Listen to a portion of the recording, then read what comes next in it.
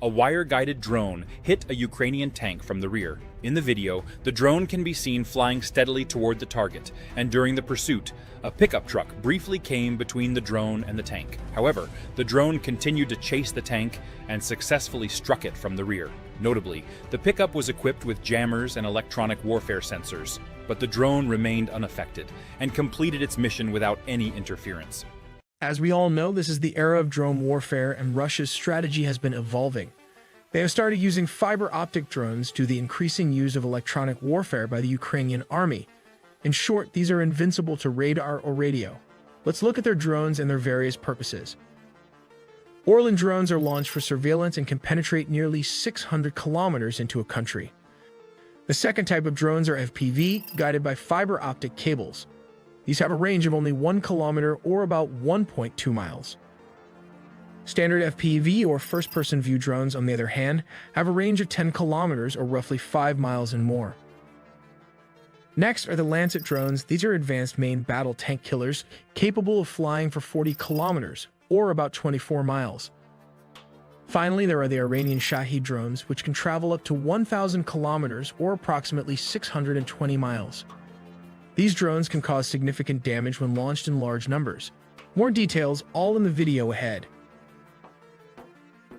This is Russia's latest upgraded FPV drone equipped with a fiber optic cable at the back. This modification is necessary because Ukrainian forces are using radio signal jamming on the battlefield, making it essential to maintain a stable connection with the operator to ensure the drone reaches its target.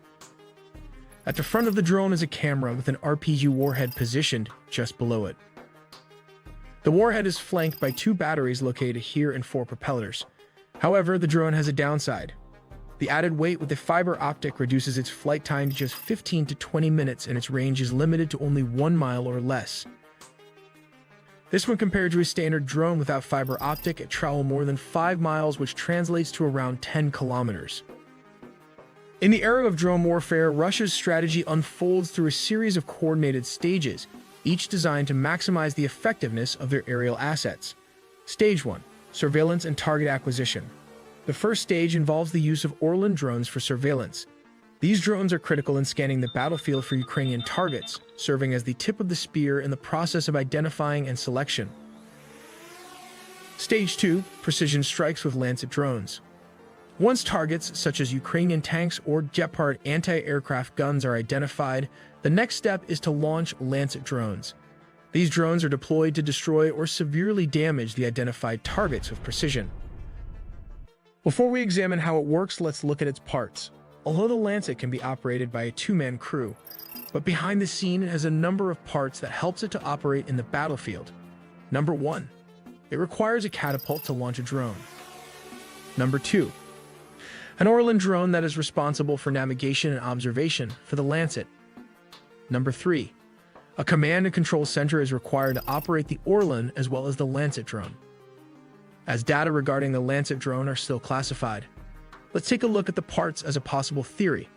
Again, I repeat, this is a possible theory of the engineering behind the drone. At the front of the drone is the electro-optical guidance systems. These cameras act as a light contrasting edge of the target, dark or light, against the general background to track and guide itself. In short, it acts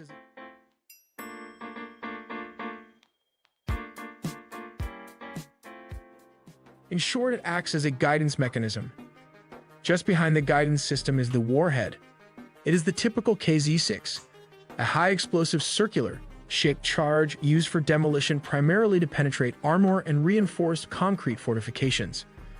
Moving to the back is the electric-powered engine that propels the drone to the standard speed of 110 kilometers per hour or 68 miles per hour.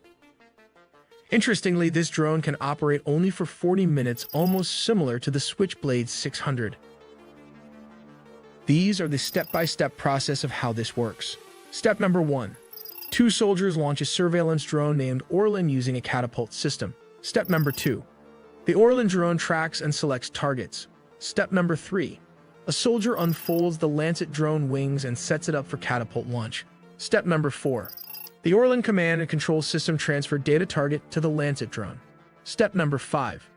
The Lancet drone switches to its electro-optical guidance systems as directed by the Orlan command and control center. Step number 6.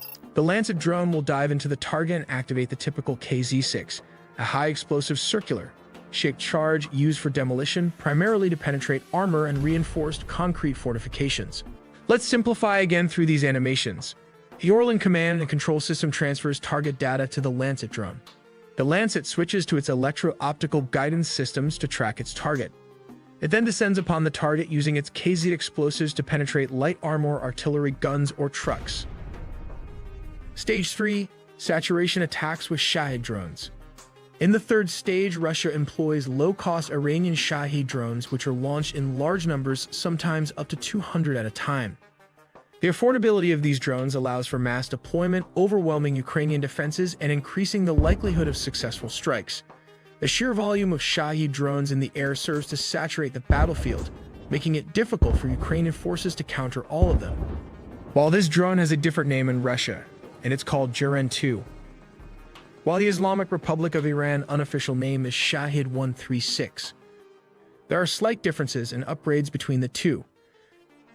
The Iranian Shahed 136 uses an inertial navigation system which cannot be jammed by radio frequency interference. However, it has its disadvantages. Its real-time position data is less reliable than that of GPS. Once released, it is difficult to track or command. The Russians upgraded these drones with GLONASS, a Russian alternative to GPS. The advantage of this upgrade is that the drone can loiter and hit its targets when GLONASS or GPS data is linked in real time. However, the disadvantage is that it can be jammed by bombarding it with radio frequency interference, which could cause the drone to crash. The reason they are using these drones is because of the cost factor. This Russian cruise missile cost $1 million. The American cruise missile costs about $2 million, while the Shahed 136 is essentially a low-budget cruise missile with a reported price tag of just $10,000 to $30,000, depending on the variant. To put that in perspective, the average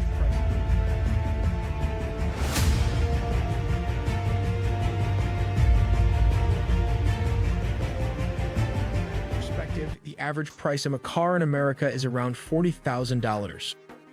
The drone is carried on a simple truck carrier that looks like it is carrying cargo. In this standard truck, they can carry as much as 5 drones stacked against each other. At a press of a button, the drone is launched with a rocket-assisted takeoff. This rocket-assisted takeoff is ejected just like this visualization here. This was installed to reduce weight and efficiency and let the 2-stroke engine take over. Stage 4. Support from civilian drones. Accompanying the more sophisticated drones, civilian models such as Mavic 3 drones are utilized in the 4th stage. These drones provide additional reconnaissance and support, offering real-time situational awareness and aiding in the coordination of strikes. This allows for Stage 5, where high-impact strikes with cruise missiles takes place. The final stage of Russia's strategy involves the launch of cruise missiles. These missiles can be launched from the Tupolev Tu-95, Tu-160, or Tu-22. But just a reminder, these high-value aircrafts will not move deep into Ukraine due to the presence of Ukrainian fighters jets like the F-16 and Soviet-era fighter jets. These high-impact weapons are used to deliver devastating blows to strategic targets, often as a follow-up to drone attacks. These aircrafts will launch these cruise missiles from a safe distance and return back to Russia. The precision and power of these missiles ensure that key objectives are destroyed, effectively rounding out the multi-layered approach of Russia's drone warfare strategy. But these drones do have their drawbacks due to their slow speed. One such incident occurred when an onboard gunner of a Mi-8 helicopter from Army Aviation shot down a Russian Shahed 136 attack drone. When the helicopter and the Shahed drone were at a similar speed, a turret gunner, using a Mag 7.62mm machine gun, started firing in its direction. This short burst of fire at its engine put it out of the sky.